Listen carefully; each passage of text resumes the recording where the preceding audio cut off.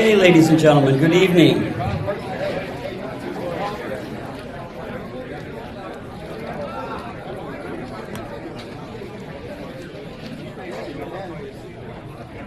Good evening and welcome to the 6th open house for Tradepoint Atlantic. We hold these open houses twice a year, once in the spring and once in the fall. So I think this marks our 3rd year in working a redevelopment plan for Sparrows Point. My name is Aaron Tamarchio. I'm the Senior Vice President for Administration and Corporate Affairs. And I'm going to guide you through the agenda for this evening. We have actually a pretty packed agenda and a lot going on. And really look forward to sharing this all with you this evening. First off, we're going to start with a general open session where we present to you some updates here at Tradepoint Atlantic. We're going to hear from Eric Gilbert, our Chief Development Officer, on all the latest development news that's happening on the site. And then you're going to hear from Pete Hade, who is our Director of Environmental, and he'll talk a little bit about the maintenance dredging application that we've got in, and I'm sure there's some questions there about that. And then we'll hear from Tom Hewitt with the Maryland Transit Administration and talk about Baltimore Link's new proposed Local Link 63 to service Sparrows Point. We're very excited about that. And after that session, we'll open up to questions and answers. So what I'd like to do is try to get through the presentation, and then we'll open everything up to questions and answers after everybody's had a chance to present. Following the question and answer session, we'll have our traditional meet and greet at the assigned tables. And this is your opportunity to have more in-depth discussion with our team. We've got a really robust and talented team that has been built up over the years. And this is a great opportunity to meet with them. I'll point out some areas around the room where you may want to visit. Over here to my right is Tradepoint Rail. That's our rail operation here on the site. Over here to the right in front of the room is Tradepoint Marine. That's our marine terminal operations.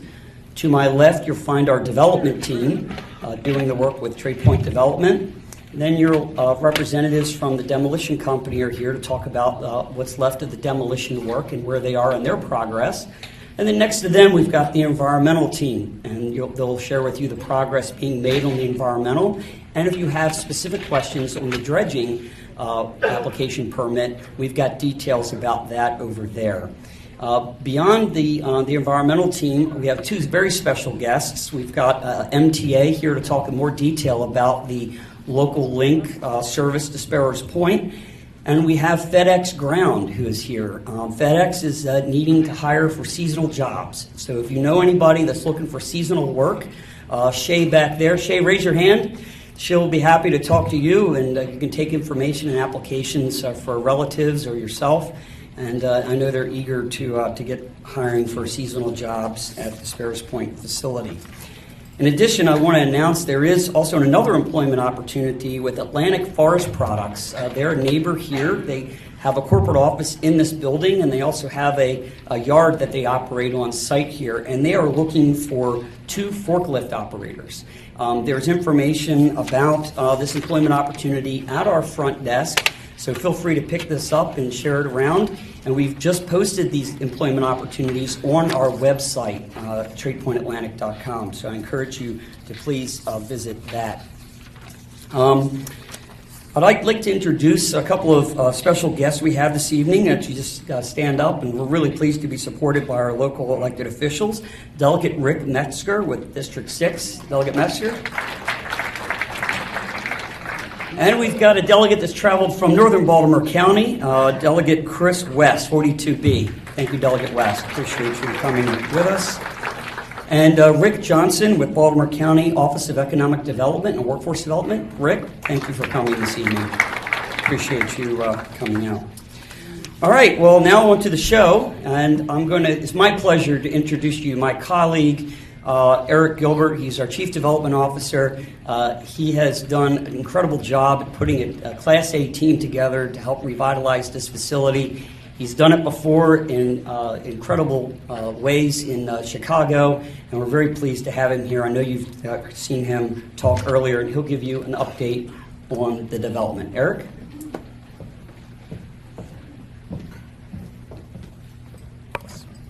All right, thanks, Aaron. Appreciate the intro.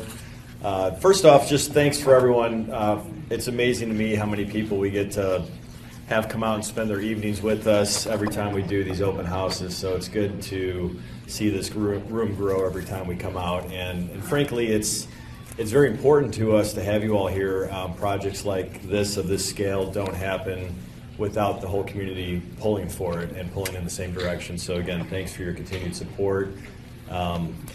I'll get right into the latest. I think last time we met last spring, we talked about some exciting new developments here at the Sparrows Point site. We're happy to announce there's even more activity than where we were at last spring. If you look to the map, what we've done is essentially expanded our zone of activity. Everything that's shaded yellow, purple, on that map indicates transactions or different stages of transactions that we're underway with right now. So over 20% of the usable property at Sparrows Point is being utilized in some form or fashion with a tenant. So we're excited to say that footprint continues to grow in very exciting ways. And I know we mentioned at the last spring open house about some of the marquee names that we have in the park. And so I'll start with Under Armour. Under Armour is the building and the tenant, I think, that gets the most press, and so I'd like to start there tonight. Tradepoint's extremely thrilled to have a marquee name like Under Armour out here. And to kind of save this deal from going to Nashville, I spoke about this, I think, at the last open house was a big deal for us and really a turning point for Tradepoint and Sparrows Point. So again, if there's any Under Armour folks in the audience, thank you for your commitment to being at Sparrows Point. That building is, by the way, being turned over to Under Armour next month. November 1st is our goal. So you'll see about a 6-month period of MH&E conveyor work and other equipment work going on in that building. So much like the FedEx building where it was done and then it sort of appeared to sit dormant for a period of time, you'll see a similar period coming up here with the Under Armour facility. But trust me, there's a lot of work going on in that building over the next several months, and we will be, I believe Under Armour's plans are to open operations on May 1st of next year. So we're excited to help them get to that point. I mentioned FedEx, and I just wanted to make sure, for those who didn't hear, we had a groundbreaking about a month ago at the FedEx facility. That was obviously the first big blue chip name we've brought to the park, so again, very grateful for FedEx and their commitment to be a tenant at Sparrows Point. That project is fully operational today. It's been operational for about 3 months now. And again, I believe there's representatives here that may be available to discuss employment opportunities at that site. Right behind us, actually to most of your left, we have just to the north of this office building, we have a site we refer to as the B6 site, which we're now calling we've rebranded it as the Tradepoint Atlantic 5 facility. That site will be, you can see it's under construction today. We are in the final, we're literally in the final days of executing a long-term deal with a major name there as well, and there'll be more to come on the details of that later this year. But again, another blue chip name, and I think a product type that fits very well with this Class A logistics park that we're building today. Over on the northwest corner of the property, up that large purple swath up near 695 is our spec building. So this again is our nearly 1 million square foot industrial spec building. That started earlier this year. That is on schedule to be complete later this year. We are very excited about the prospects that are showing interest in that space. Again, it's a speculative building, so there is no tenant for it today. It is the largest speculative warehouse in Baltimore County. So again, we're extremely excited about our position in the market.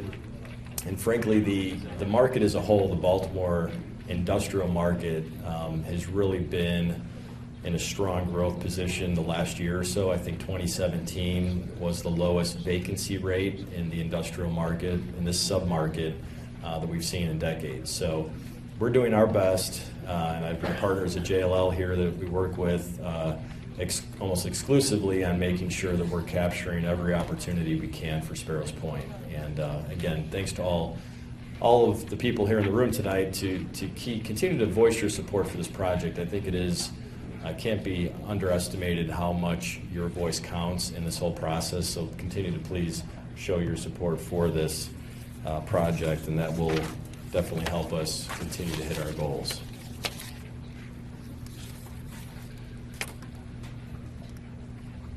And this is sorry, I wasn't clicking through the slides very well, but this is the B6 site. This is the one that we will announce later this year, and that we're putting a final touch on the agreements as we speak. Down by the port, down by our marine port, we have two buildings. I think I discussed this last meeting, but these are two very critical buildings that really don't exist in any large way in this submarket, and these are Class A port-centric buildings, meaning that they are designed specifically for the handling and storage of bulk marine commodities. So these are bulk commodities, and they could handle a variety of tenants and product types. These are really spec buildings, so we don't have a specific user in mind yet, but I have ultimate confidence that we will lease these buildings as soon as they're done, or sell the space in those very quickly after they're done. So those are on track to be complete. First part of next year, I would say by January, those buildings will be fully up and operational. In one of my last slides here is the retail development. I mentioned this at the last meeting as well, that we took a large part of our frontage on 695 and Beth Boulevard and have rezoned that for a retail component. And clearly, with a project of this scale and this much employment, it's very important that we have amenities, not only for the community as a whole, but also for the big employment base that will be here. So excited to say that we have signed our first retail deal. It's a well-known convenience fueling name. We will be announcing that later in the year. I want to be synced up with our user and make sure we do a proper rollout of that. So we're very excited to have the first mover into the retail park, and I'm confident that that's going to lead to much more momentum and certainly market excitement and recognition. You will see, for those who drive by the park, you will see activity, hopefully permit pending, later this year before the end of the year. John Martin, my development director, has guaranteed me that we will have that site cleared by the end of this year, right, John? Okay, good. We want to clean up the front entrance and make sure that this park shows and we capture everything we can capture with that site. It's really a marquee site, and we want to make sure we maximize its potential. And with that, I'll hand it over to Pete Hay, our environmental director.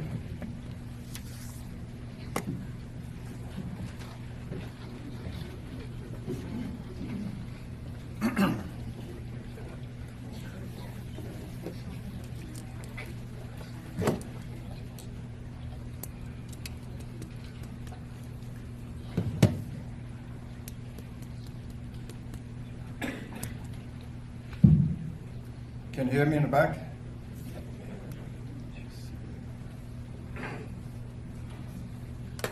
Good evening, everybody. I'm Pete Hay. I'm the environmental director for Tradepoint Atlantic. Thank you, Eric, for the introduction. Eric had some great slides. I am not going to have as beautiful pictures and such nice pictures as development, and that's the problem with dredging. There's no good photo ops. No matter how good a job you do, when you're done, it looks pretty much the same. One preface of my slides here is, over the years I've had occasion to work with some facilities that were going out of business. They were shutting down or going bankrupt. And my observation of these facilities typically is one of the first things that happens that goes out the window is maintenance. The first thing that gets cut is your maintenance budget. And maintenance is not performed at these types of facilities.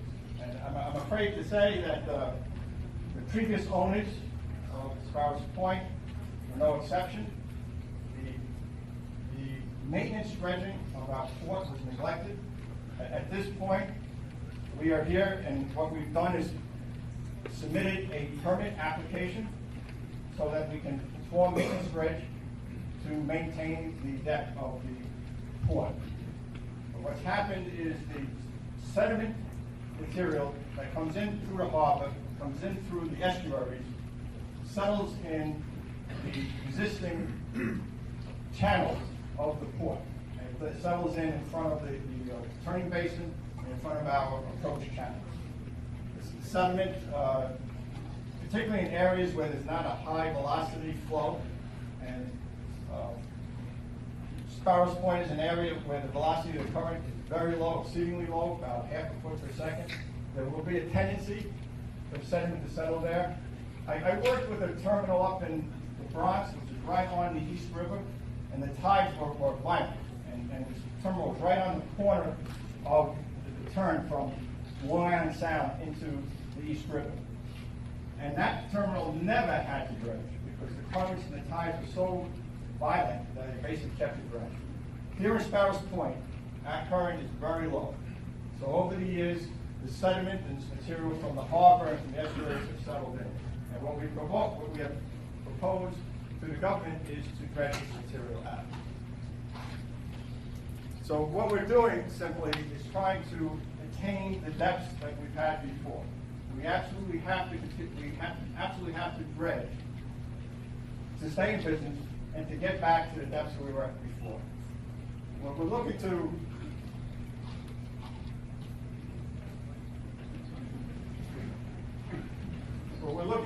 is get to 42 feet on the east berth and 47 feet at the fingertips.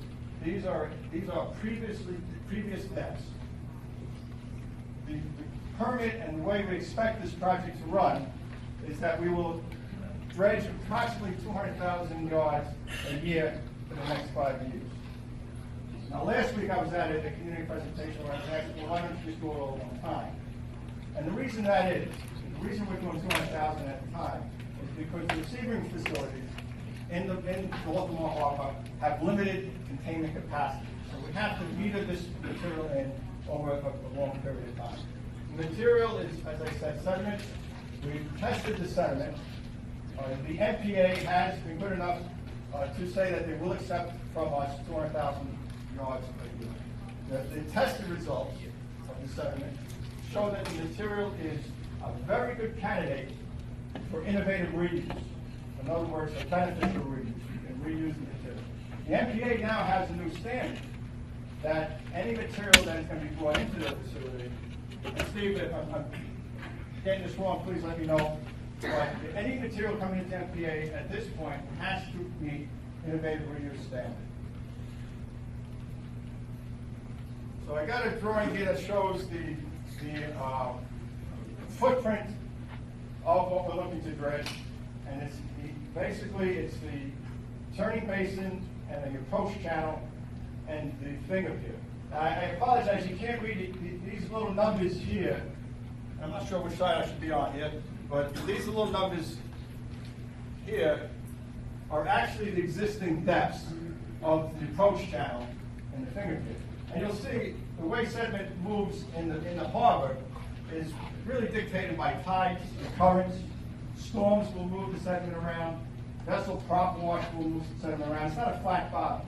You'll see in some of these existing numbers, they're actually up around or down around 42 feet already. In other areas, it shows up much more. Around the finger pier, it gets up to about 44 to 46. So in some areas, we're not going to be going very deep. In others, we'll have to go a little deeper. As I said before, the sediment has tested out as a good candidate for beneficial reuse. However, the NPA has required of us to do additional sampling, which we will do. We will do additional sampling and submit those results to the NPA. Because it's dredge material, and the dredging can pick up and resuspend sediment, we've also modeled this project. We modeled to see what the impact of the plume would be from the dredging. The tests we've done on the sediment show that the material is a kind of a clay silt. So that means the material has a propensity to be kicked up. As you're digging it up, you will kick it up, you will create kind of a cloudy plume directly around the dredge material, or the dredge, point of dredge activity. We used a model called the dredge model, actually.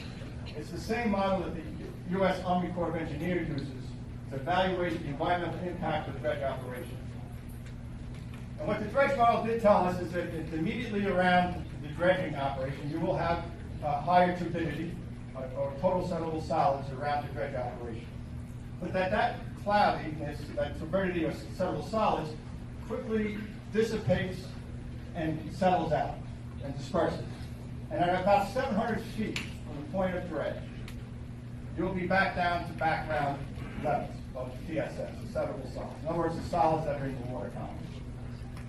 To put that in scale, the southern, this is the southern shore of Sparrows Point, right here.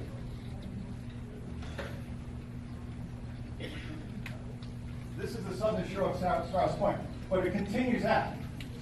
Southern shore of Sparrows Point is approximately 10,000 feet wide.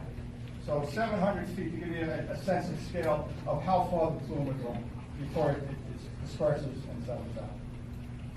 Now, I did mention before that we've applied for a permit, and we're going through that permit process now. It's a fairly collaborative and cumulative and sequential permit process. It can be somewhat laborious, frankly.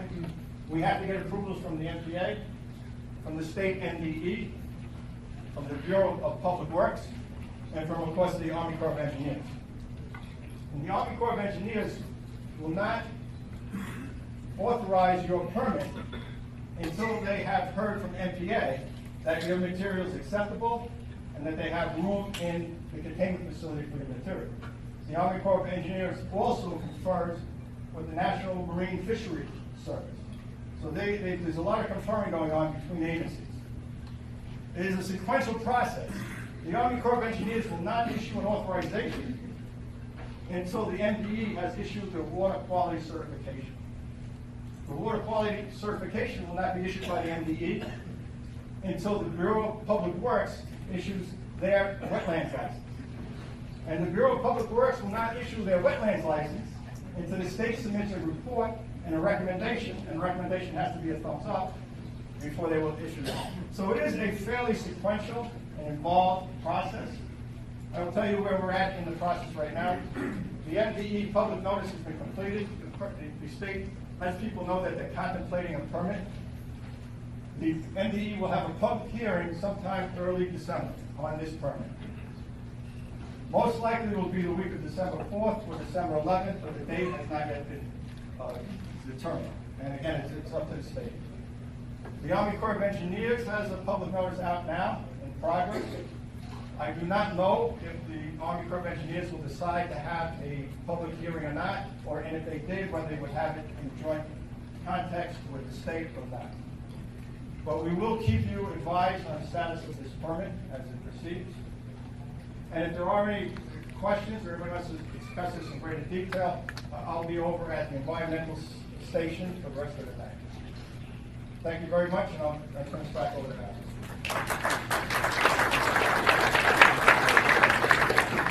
Thank you, Pete. And I think next up, and then we'll go into questions and answers, is Tom Hewitt with the Baltimore Link MTA. Tom, really happy to have you here tonight.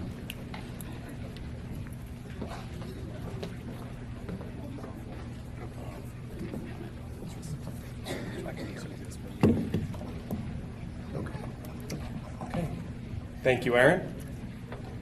How's everyone doing tonight? Good. I'd like to talk to you about the proposed route that we're putting out there for access to Tradepoint Atlantic. We're really excited about this at the Maryland Department of Transportation, Maryland Transit Administration. We've been working on this with Tradepoint for almost 1-2 years now, working with not only the Tradepoint Atlantic staff, but also the employers, specifically FedEx and Under Armour, but we've been working with all the employers to make sure that we get this routing right. We want to provide transit service to the area because we have a commitment to have access to the job centers in the region. And we see this as a huge opportunity to provide transit access to this major opportunity to get jobs to the people who need them. So there's two proposals for routing that we have put out. A couple weeks ago, we put this on our website for these two routing alignments, and I kind of want to go into them into detail with you guys. As you can see in the map, we have the dark black line. That's the route. Tradepoint's the bottom right. You can see. So we have the routing alignment that essentially goes from Tradepoint, takes Peninsula Expressway up to Dunman Way, and takes Dundalk Ave to Bayview. That is essentially the trunk of the route. That's going to be where we see the most frequent service. During shift times, it could be as much as a bus every 8 to 10 minutes. And that's very important because we want to work with the employers to make sure that our transit schedules match the shift times. We have a branch of the 63, the Local Link 63, that then goes from Hopkins Bayview to downtown. The reason we have a branch is because we understand the snarl of traffic downtown can inhibit on-time performance and schedule adherence for any transit route. So the frequent line is going to be operating between Hopkins Bayview and, that is a good pointer, Hopkins Bayview and Tradepoint Atlantic. So this is going to be the service that you see that's going to be operating approximately every 10 minutes during the peak times, with selected service going down either, for this alignment, it'll be Eastern Ave, from Bayview to Eastern Ave. Again, we did that because there are other options that a person originating from downtown can then get to Bayview. So in this example, the 63, if they can't catch the 63 downtown, they can catch the CityLink Orange or the CityLink Red to get to Bayview and then transfer to the 63 to go downtown. Alignment in general, 4 routes connect to Hopkins Bayview. So the CityLink Orange goes all the way out to Essex on the east, past to West Baltimore Mark Station on the west. We have the CityLink Blue, which goes all the way out to CMS and Westgate on the west and terminates at Bayview as the eastern terminus. We have the Local Link 22. That goes all the way up from Endowment. We have the 59. That goes all the way up to the eastern part of the county in Whispering Woods. Essentially, 4 routes connect at Bayview, and in the full alignment, we have 24 routes that connect to the Local Link 63. So with one transfer, you're talking about getting from places like Owings Mills, up to Johns Hopkins and Charles Village, up to even White Marsh, down to Curtis Bay. On one transfer, 2 buses to get you there, whereas also you can take 1-seat ride from downtown to Tradepoint Atlantic in about 50 minutes to an hour, depending. This is the one alignment down Eastern Ave. The other proposed alignment, again, the same exact branch, or the same exact trunk route from Hopkins Bayview down to Tradepoint. The only difference now is it's kind of hitting the southern part of the Canton area, going down Boston Street. So we open up the options for the public to essentially provide recommendations and make determinations. We have our public hearings that start November 13th. Specifically for this area, November 15th at the North Point Branch Library, we'll be hosting a public hearing from 5:30 to 8. So you can provide your formal comments, let us know what you think. In December, we'll make a final determination on either if it's option A or option B for the alignment. And then February 4th of 2018, the route will go into service. And again, this is just the start of it. As more employers come online at Tradepoint, we're going to be changing the alignment slightly in the Tradepoint so we can access more employers in a better way. So again, this is just for February 4th. It will be one of these 2 alignments, and we're open for any comments. We have a table in the back, and I'd be happy to answer any questions on this alignment or anything else you have with the Baltimore Link system.